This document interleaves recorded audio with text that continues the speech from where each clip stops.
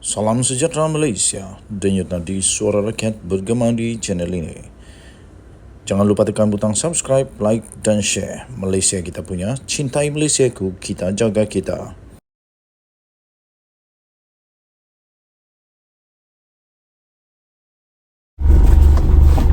Salam sejahtera Malaysia, denyut nadi suara rakyat bergema di channel ini. Nampaknya seorang lagi bos bersatu, bos parti bersatu, orang besar dalam bersatu menjadi kluster mahkamah lagi. Hadi Awang nak jawab lagi. Perikatan Nasional bersih sangat kah? Sebab dia kata PHBN susah untuk bergabung dengan PAS kerana susah untuk bergabung dengan banyak kotor lah, tak suci lah, apalah, macam begitulah agak-agaknya maksudnya. Tapi kali ini timbalan ketua bahagian segambut pula. Oi, ni besar pangkat ni. Timbalan ketua timbalan ketua bahagian segambut untuk parti bersatu, Adam Radlan Adam Muhammad. Kali ini berpeluang, bukan berpeluang lah, macam lain pula kalau perkataan berpeluang kan tak best pula didengar. Tapi dia bakal, ini mungkin bakal boleh dipenjara sehingga 20 tahun dan denda 5 kali ganda daripada nilai suapan atau denda 10,000 atau mana yang lebih tinggi. Kalau dia kena penjara 20 tahun, dia memang paling lama lah. Najib 12 tahun 10 tahun atau 12 tahun. Lepas tu Rosmah Mansur pun kena, tapi tak sampai 15 tahun jugalah. Yang ini kalau dia kalah dan kena penjara 20 tahun, memang juara. Okey, jadi mahkamah, di kes mahkamah Adam Radlan didakwa lagi untuk pengubahan wang haram 1,5 juta. Sebelum ini beliau sudah didakwa dengan 3 rasuah. Dan kali ini didakwa lagi dengan lain pula kes dia, pengubahan wang haram pula, iaitu 1,5 juta.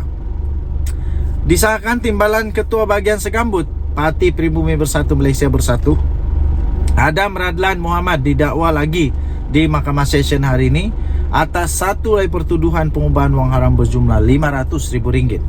Bagaimanapun Adam Radlan 42 tahun mengaku tidak bersalah selepas pertuduhan itu dibacakan terhadapnya di hadapan Hakim Rozina Ayub.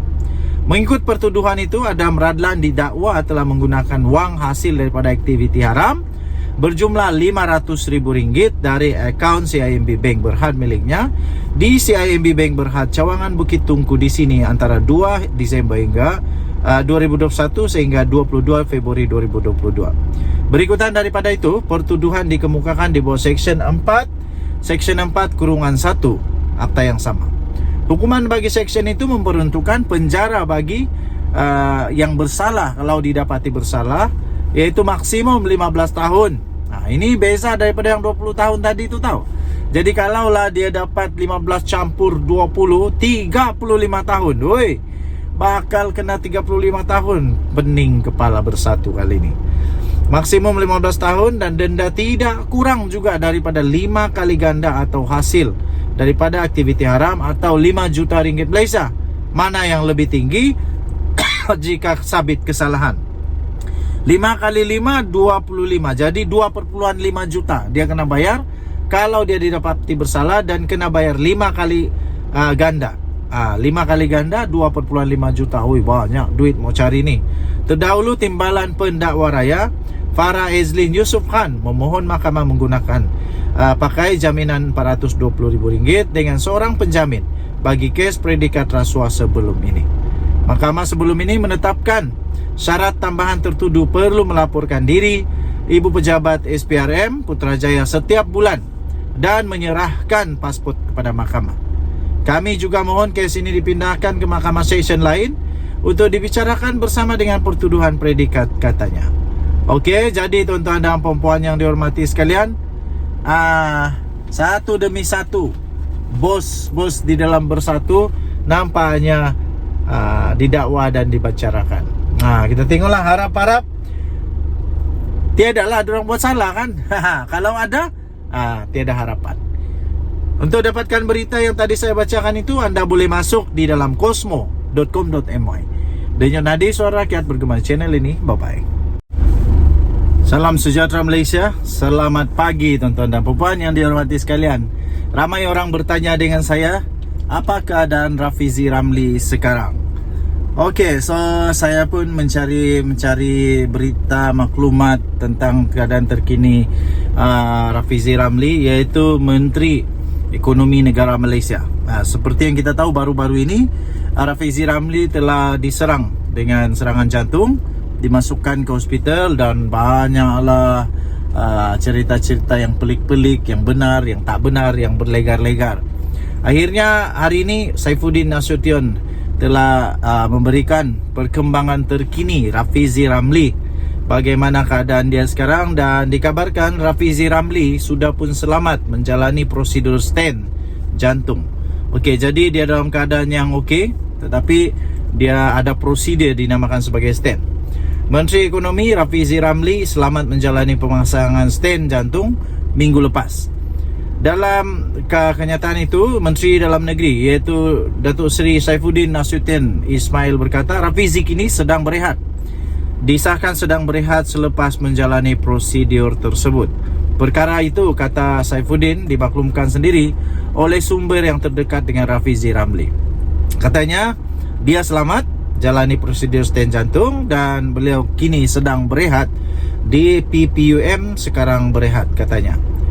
Beliau berkata demikian kepada pemberita selepas majlis sambutan Jubli Intan 75 tahun di Jabatan Pendaftaran Negara JPN di sini hari ini.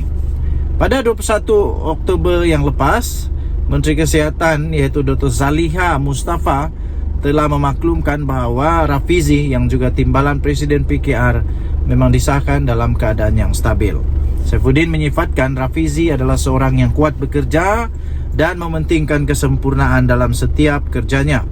Beliau berkata mengenali Rafizi, dia memang seorang yang degil. Kalau doktor kata dia kena rehat 2 minggu, barangkali seminggu dia sudah datang pun kerja, datang kerja, masuk kementerian. Dia seorang yang sangat kuat bekerja, kata Saifuddin Nasution. Ini barulah yang layak dipuji. Ini nak pergi parlimen pun selalu ponteng, jarang-jarang pergi parlimen. Lepas itu baru bising-bising di luar, tapi waktu pembentangan waktu perbahasan di parlimen tidak datang. Akhirnya Datuk Seri Anwar Ibrahim sendiri kata, itulah lain kali datanglah parlimen, janganlah ponteng supaya boleh dengar pembentangan. Kena sebiji. Ini Rafizi Ramli memang beginilah cara kerja yang memang terbaik. Jadi saya fikir tidak salah Rafizi Ramli menjadi Menteri Ekonomi.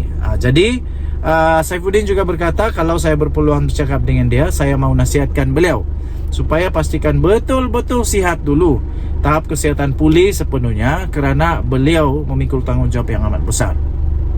Kementerian Ekonomi berat dari segi melengkapkan data mengenai pelaksanaan penyasaran subsidi. Jadi beliau memegang tugas yang sangat besar, kata beliau.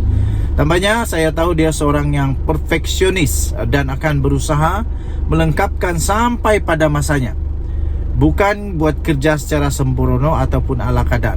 Tambahnya, yang mendoakan semoga Rafizi kembali pulih. Mari kita semua rakyat Malaysia, sama ada pembangkang kah, kerajaan kah, tak main politik kah, suka politik, tak suka politik, apapun lah, siapapun kita punya latar belakang, sama-samalah doakan sesama kita yang baik-baik. Jadi saya ingin mengajak semua rakan-rakan rakyat Malaysia, kita doakan bersama-sama semoga YB yang berhormat Rafizi Ramli, Menteri Ekonomi Malaysia, supaya cepat sembuh dan beliau dapat meneruskan kerja sebagai menteri. Kita jumpa lagi, bye-bye.